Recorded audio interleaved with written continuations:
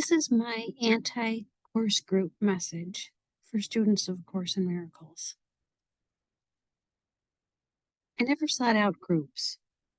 That's because I listened to Ken Wapnick. Ken's position didn't really encourage or discourage groups, but he did caution his students about them.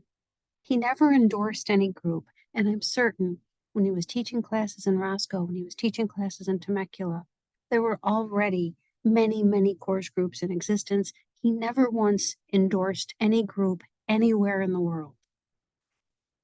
The message I got from him was that course groups were not only not necessary, but really could become a tool for the ego. So my position is that Course in Miracles groups must necessarily deteriorate into ego-oriented therapy groups because egos are the only game in town. The battlefield doesn't change. We rise above the battleground where we can see true cause and effect and the meaninglessness of the battlefield itself.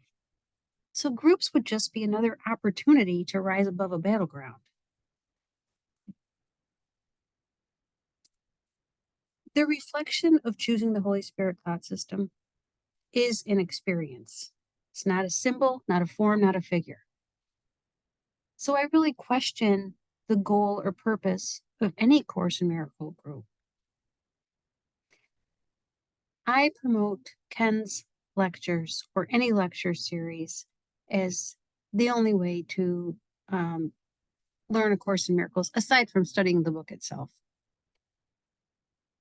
Ken's lectures can truly save time, repeating course themes and ideas that we are most likely to deny, distort, or ignore.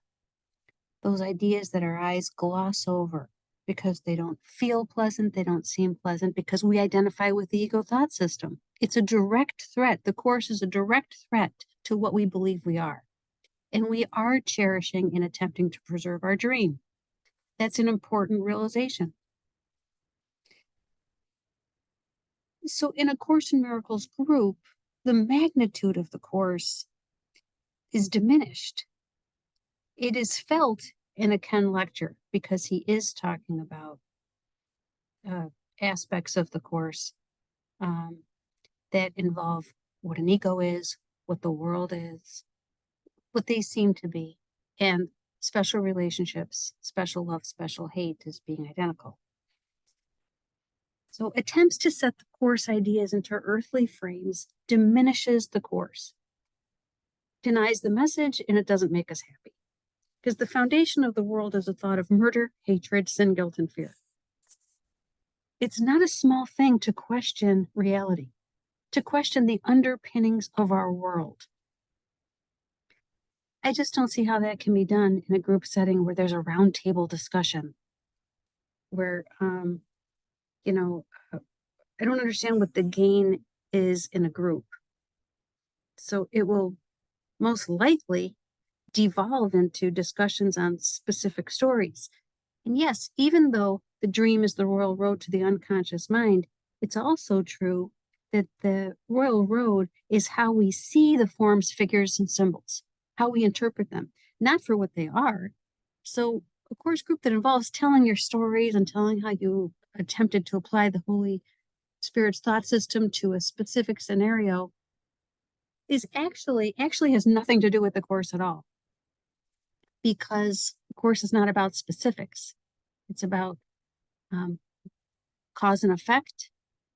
It's a motivational book about why we want to learn it, why we're already miserable. So if you see yourself as happy, you don't have any motivation at all to learn the course.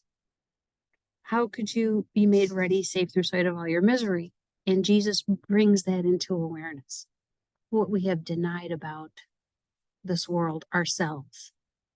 And that goes back to the fundamental foundation: murder, hatred, sin, guilt, and fear. Now they're always present in every corner, every aspect of what we think about ourselves, what we think about this dream. the judgment, the grievances, condemnation. So it sounds super boring to me to sit in a group and listen to people's stories, mine or anybody else's, because the stories aren't, the specifics are not where the action is. Ken taught the action is happening at the level of the mind, which is characterized by either joining with the ego thought system or joining with the Holy Spirit thought system. How that plays out in the world in terms of form is not important, because everyone's stories contain the same elements mixed up in different ways, different forms of the same elements. So I am here to encourage students of the course to listen to Ken and the magnitude of the message of A Course in Miracles is heard in Ken's lectures. Listening to him unravel the ego. It's unraveling us right before our very eyes in real time. In unraveling that and walking through the terror and reaching to glimpse that reflection of heaven will help us to stop wasting time on focusing on specifics. Focusing on specifics is a waste of time, because ultimately, while we identify with the ego, they all mean the same thing. If death is real, they all mean the same thing. So until we reach the top of the ladder, until we reach the real world, the daily practice of A Course in Miracles will always be looking at the darkness without judgment. And we love our grievances. We want to show Jesus our grievances. We want to show him how right we are.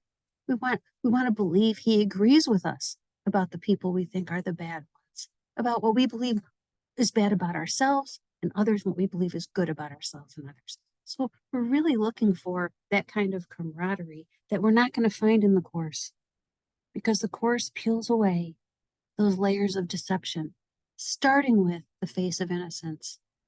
That any of us believe we want to learn the Course, that is a layer of deception.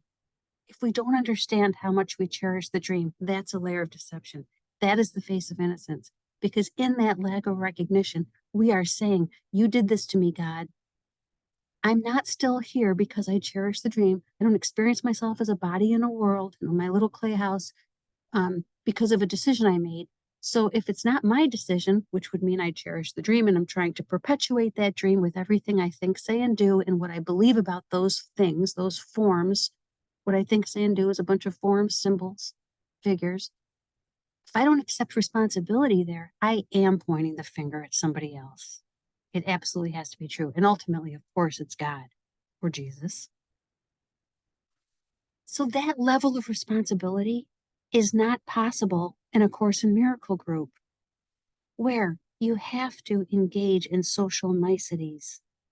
You cannot just call people out. You'll be a jerk. It'll be unconscionable and cruel. We can only do it for ourselves with Jesus in our minds. It can't be done outside of ourselves. We can't try to practice the Course with someone else. It cannot be done, because it's between you and Jesus. The thought system you chose, not the thought system someone else chose, because you have no idea what thought system anyone else chose. You don't know what I chose, and I don't know what you chose, because the choice is only the fruit. We will know them by their fruits. We will only know ourselves by our experience. How I experience myself cannot be known by you, and how you experience yourself cannot be known by me. I can never determine whether or not anything outside of me chose the Holy Spirit or the ego. This is a psycho-spiritual path, heavily based in psychology, full of, this path has loads of arrogant students on it who think they know everything. We all think we know everything. Well, I believe a couple of things. One, The course is the only path I could ever respond to because it solves 100% the problem of evil. Number 2, Ken Wapnick is the worldly teacher for that course. Anyone else is either wrong or doing a ventriloquist act for Ken's teachings. I do an act for Ken's teachings. Because, like a lot of students, I like talking about it, and so I do in the little forums I create for myself. So if you're here, you're either going to ignore this, completely disagree with it, maybe it even enrages you, or 3, it's going to save you time. And on the off chance I'm hitting that person that wants the magnitude of the course to come to life and does not want to diminish it in any way. And of course, we have a split mind. So maybe, the bigger part of you does not want to diminish it. Even if we don't reach it, we don't want to diminish the ultimate message. I could stay mired in chains in my ego, rolling around in my grievances, but never diminish the overall message.